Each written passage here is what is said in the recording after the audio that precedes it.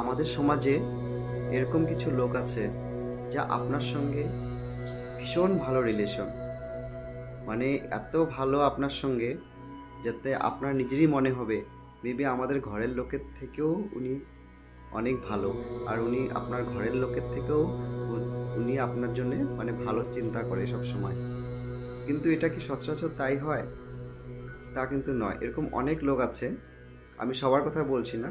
কিছু কিছু লোক আছে আপনার সঙ্গে খুব ভালো, উপরে উপরে আপনার সঙ্গে ভীষণ ভালো, কিন্তু ভিতরে ভিতরে ততটাই আপনার সঙ্গে খারাপ। যতটা আপনার সামনে দেখায় আপনার মঙ্গল কামনা করে ও, ততটাই আপনার পিছনে গিয়ে সে আপনার অমঙ্গল কামনা করে।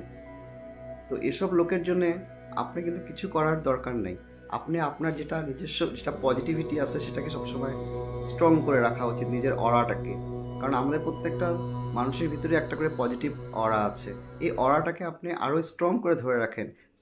ধরে রাখলে কি হয়, এরকম যত নেগেটিভ মানুষ আছে বা নেগেটিভিটি আছে অটোমেটিক কিন্তু আপনার কাছ থেকে দূরে সরে যাবে।